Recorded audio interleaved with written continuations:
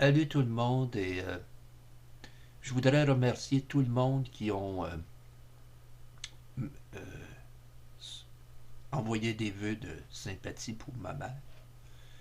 Je voudrais remercier tout le monde qui sont ici pour la gentillesse que vous avez, pour, je ne sais pas comment dire les mots, pour ces gens. Je vous aime beaucoup. J'avais pas de moyens, malheureusement. Euh, J'essaierai de vous dire merci chacun, mais avec tellement de commentaires que j'ai reçus pour ma mère, je vous les envoie le remerciement pour vous tous. Et je ne pouvais pas écrire individuellement 150 personnes. J'ai eu beaucoup de... J'ai et j'aurai aussi beaucoup de choses, moments difficiles à passer parce que aujourd'hui, été signé les papiers pour les choses funéraires. Et ça n'a pas été facile. C'est très difficile de... Une chance que j'ai quelqu'un qui m'aide parce que sans ça, je serais perdu dans tout ça. C'est c'est difficile d'accepter ça. J'ai j'ai vécu un long moment avec ma mère parce qu'elle souffrait d'Alzheimer et en plus, ma mère était une personne bien. Elle aimait parler au monde. Vous avez une vieille vidéo durant le temps que j'ai laissée ici, avec où j'ai pris un extrait de la photo. Vous allez voir un autre endroit sur ma chaîne, où ce qui était revenu à la maison et que vous avez tous remercié. Ma mère, elle aimait les gens. Comme moi, j'ai fait la radio, comme j'ai fait aussi du paranormal, comme j'ai fait aussi la NASA, que je donnais des conférences, puis des choses comme ça, dans, à l'armée, dans les écoles, et je faisais ça un peu partout aussi. Et ben, j'ai eu ça par ce que j'ai appris avec la NASA à l'époque. En 1986, j'ai débuté mes cours là-bas et c'est en 1988 que j'ai eu l'accord du gouvernement comme quoi que je pouvais donner des cours et en astronautique et en astronomie. Et c'est comme ça que j'ai débuté cette deuxième carrière après avoir délaissé la radio. Et ma mère m'appuyait tout le temps. Et je me souviendrai quand j'étais jeune, excusez, il y a des émotions. Ma mère me disait, quand j'avais 14-15 ans, si tu veux faire, toi, ma mère parlait comme ça, que si tu veux faire, toi, ben j'ai dit, moi, j'aimerais ça faire de la radio. Ma mère m'écoutait, mais n'était pas sûre que je réussirais dans ce milieu-là. Et une journée, j'ai dit à ma mère, j'avais 16 ans, je parlais avec un animateur de radio à l'époque qui travaillait à Valleyfield. C'est dans la région de, pas très loin de chez moi, à peu près une vingtaine de milles de chez moi. On se parlait au téléphone, puis tout ça. Et m'a fait connaître un peu les gens qui travaillaient là, directeur des programmes, enfin, le grand boss de la station, qui était une semi-privée à l'époque. Et je suis allé en autobus, je me souviendrai, parce que j'avais pas d'auto, j'avais pas rien. Et je suis retourné chez moi, puis j'ai dit à ma mère, c'est ça que je veux faire. Ma mère, elle m'a dit, si t'es capable de le faire, voici. Et là, j'ai proposé un projet à l'époque où j'ai commencé comme ça à la radio. À petite chronique d'à peu près 2 minutes. Et c'était pas trop beau. Parce qu'à l'époque, j'avais pas un vocabulaire très avancé dans l'époque. Commençait. Et c'était Colin de Bin, je vais vous donner des explications. Puis c'était à peu près comme ça. Ah, là, après quelques chroniques, le directeur des programmes, puis le grand boss me dit, il m'appelle tous les deux, il dit, faudrait t'améliorer, il dit, ton vocabulaire si tu veux aller loin de la radio. Et à l'époque, j'étais, je commençais à aimer ça, faire la radio, fait que j'ai retourné à l'école et j'ai appris mon vocabulaire, enfin, un peu apprendre à mieux parler le bon français. Ben, le français québécois, évidemment, c'est pas le français de France, là. Nous autres, on n'a pas tout à fait le même style, mais enfin. Et à l'époque, c'était comme ça. J'ai appris quelques années à retourner et apprendre mon français parlé, ce qu'on appelle. Et quelques années après, j'ai retourné à la radio parce que je travaillais entre-temps comme agent de sécurité à 20 ans. J'ai commencé à travailler à 20 ans comme agent de sécurité. Après ça, j'ai travaillé 10 ans environ. Même pas 10 ans. Je dirais pas 10 ans. Je dirais à peu près 5 à 6 ans. J'ai fait agent de sécurité. J'aimais pas ça, ce job-là. J'aimais pas le style avoir un habit, moi, pour flasher, pour me montrer que je suis quelqu'un d'important. J'aimais pas ça. Et je l'ai fait parce que j'avais besoin d'argent. Et qui n'a pas besoin d'argent pour survivre? Et je le faisais, mais je n'étais pas heureux dans ça. Et j'ai toujours dit que si tu fais quelque chose que tu n'aimes pas, ne le fais pas. Parce que tu vas toujours être malheureux dans ça. Et tu réussiras jamais à être quelqu'un là-dedans. Et je le faisais parce que malheureusement, il faut vivre et survivre. Et faire des 12 heures par jour. En dernier, à 7 jours par semaine. Puis des fois, en temps double. Puis à Noël, en temps triple. À un moment donné, je me suis dit, il faut que j'arrête ça parce que j'étais en train de gâcher ma vie. À un tel point que j'avais une amie de fille à l'époque. Et ma blonde me dit, c'est plus vivable avec toi, t'es jamais là. Ou le seul temps que t'as des congés, tu dors tout le temps. Elle dit, c'est plate, pour moi, c'est fini. Fait que j'ai accepté la condition parce que j'avais pas le choix. Et j'ai parti comme ça, puis en pensant que je me suis dit, non, ça peut pas continuer comme ça. Et puis j'étais en train de brûler les deux bouts de la chandelle, comme qu'on dit.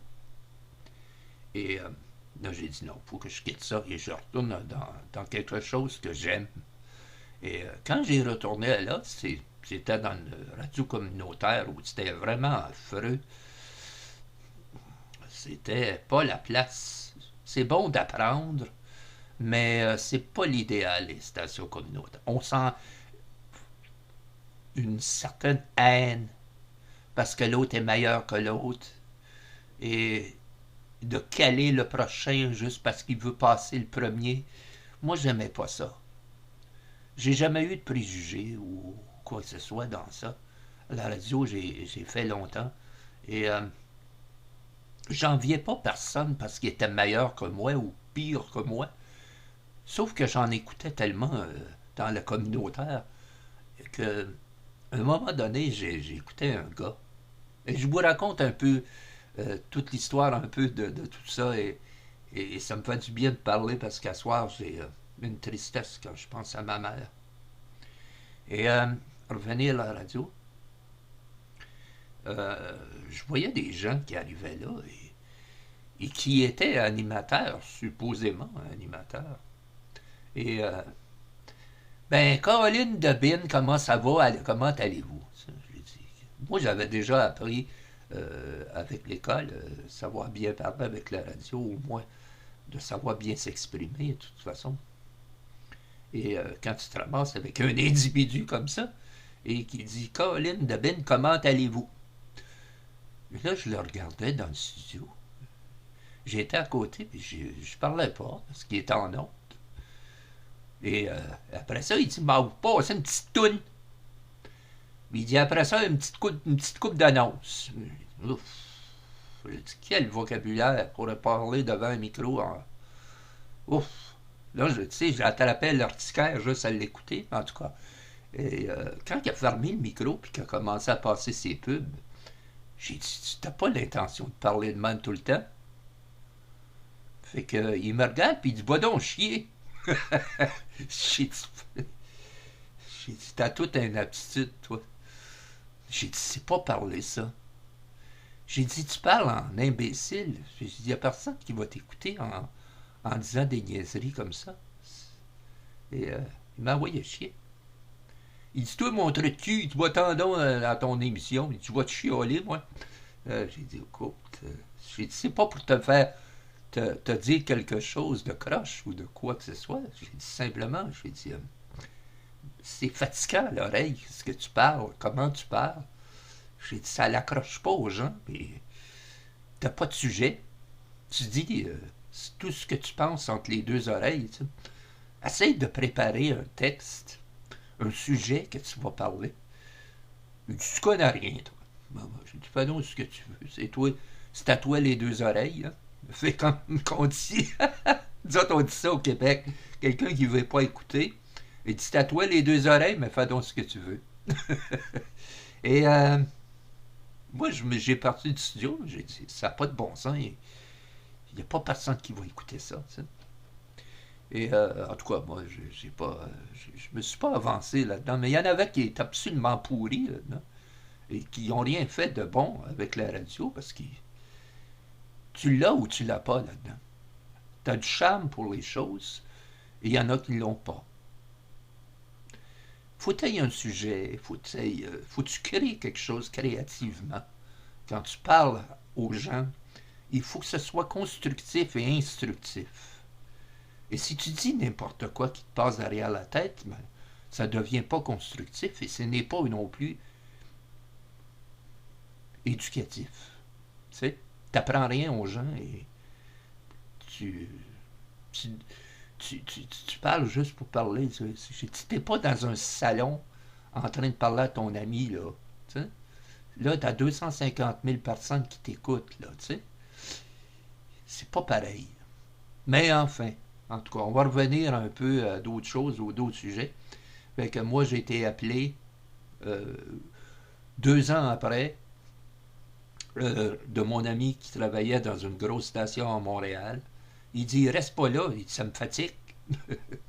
J'ai dit, ouais, mais c'est parce que moi, je suis pris là. Ah non, non, il dit, t'en viens avec moi. Il dit. Et fait que j'ai commencé dans les stations professionnelles par après. Et c'est comme ça que j'ai fini ma vie en 1990-91. Et j'ai toujours eu du plaisir avec ça. Puis ma mère, elle me disait, t'as réussi, vois-tu?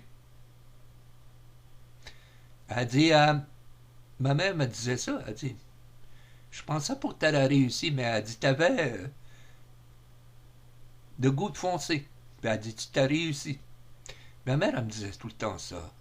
Et elle me disait aussi, faut pas que tu t'arrêtes aux gens qui t'écoutent ou qui disent des choses. Arrête pas ce que les gens te disent. Fais ce que toi tu penses qu'il y a de meilleur. Ça, c'est la façon que ma mère me disait.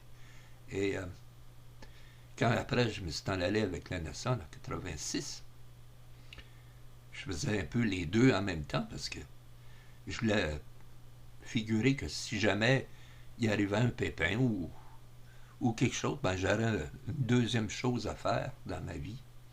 Et ma mère a dit, si t'es capable de faire la radio, t'es capable de faire d'autres choses. Puis elle était toujours encourageante, ma mère. Et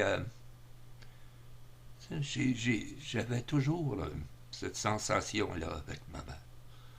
Ma mère, elle était une personne, jusqu'à la fin de sa vie, elle s'inquiétait de moi.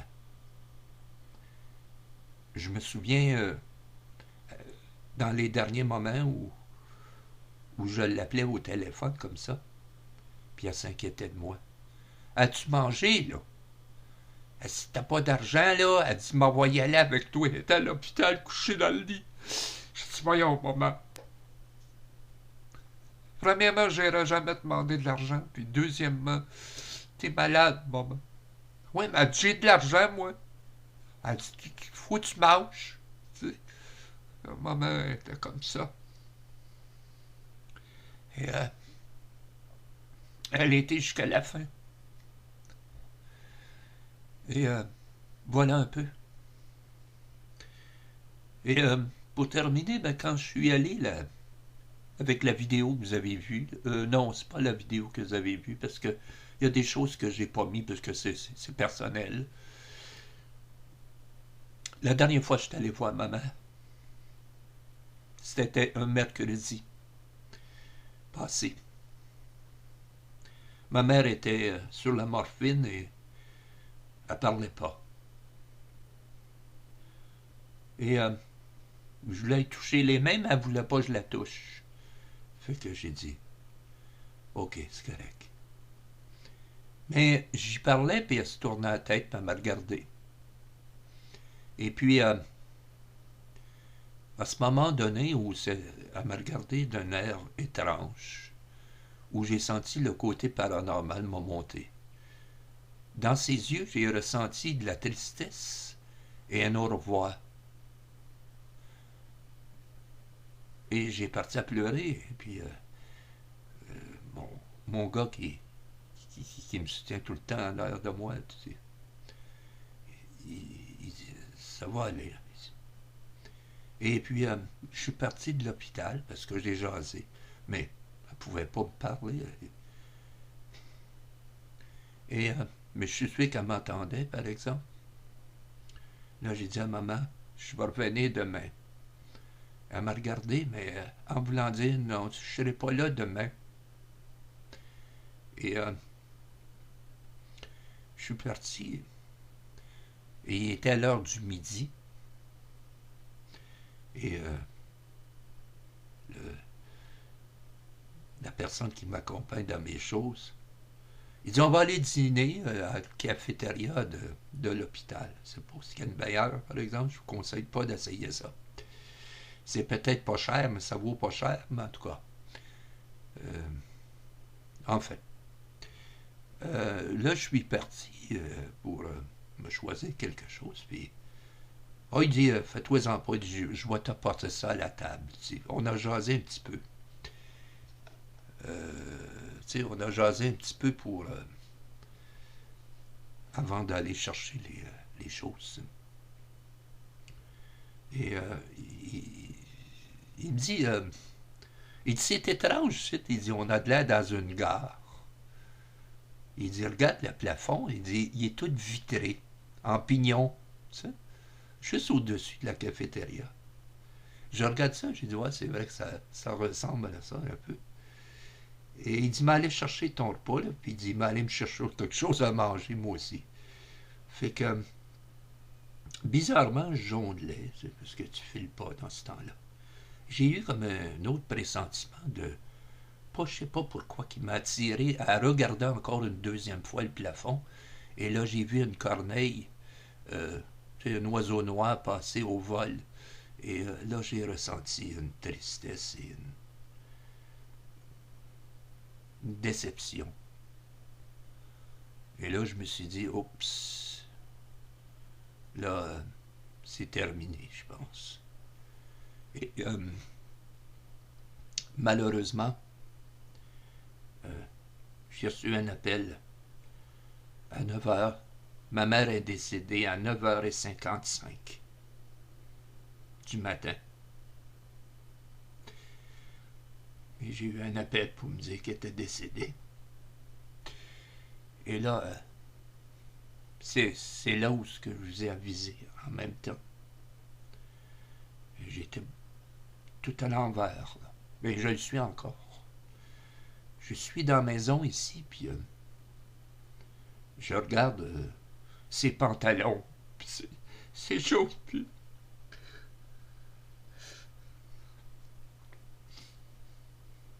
Il me semble la voir encore sur son sofa, comme vous avez vu sur la photo.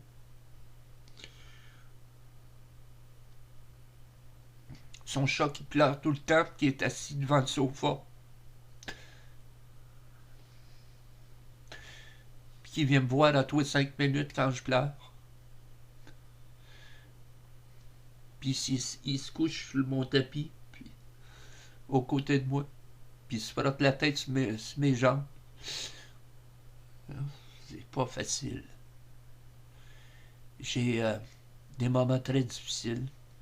Aujourd'hui, comme je vous ai dit, là, j'ai été signer les papiers pour l'incinération, le funéraire, des choses comme ça.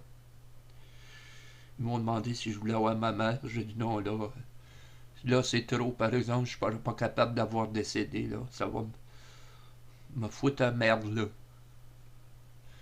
Fait que, elle va être incinérée aujourd'hui. Je vais garder ses cendres. Voilà. Ma mère était une bonne personne. Et une personne qui m'a aimé énormément. Et que j'ai aimé énormément. Et qui m'a toujours encouragé dans ce que j'ai voulu faire. Et c'est peut-être pour ça que j'ai réussi aussi. Jusqu'à ces derniers moments. Ma mère voulait m'aider. Puis elle était 2 fois plus malade que moi. Et elle est encore en train de vouloir m'aider. Elle dit, j'ai de l'argent, là. Faut que tu manges pour être malade. Si tu manges pas. Des fois, je pleurais au téléphone. J'ai dit, maman, tu vas mourir, puis tu penses à ça. J'ai dit, t'es plus courageuse que moi. Elle a dit, je suis vieille. Elle dit, faut bien qu'un jour que je meure. Puis elle a dit, faut que tu te fasses des amis. Elle a dit, fais-toi des amis. Et ça, je me souviendrai de ce mot-là parce qu'elle m'a répété ça beaucoup de fois au téléphone. Ouais. Je vous laisse là-dessus parce que ça fait déjà presque 25 minutes. Mais je voulais remercier tout le monde. Toutes les bonnes sympathies que vous m'avez données et l'appui que vous m'avez donné. Je vous aime tous parce que vous êtes importants pour moi. Le paranormal, peut-être pas tout de suite. Là. Je compte pas bien, je sais pas, je suis en réflexion. Et je ne sais pas. Là, j'ai pas l'intention de parler de ça dans les prochaines semaines. On verra ce qui suivra. Je vous remercie tout le monde. Merci beaucoup pour tout ce qu'ils avaient fait pour moi aussi. Bye bye.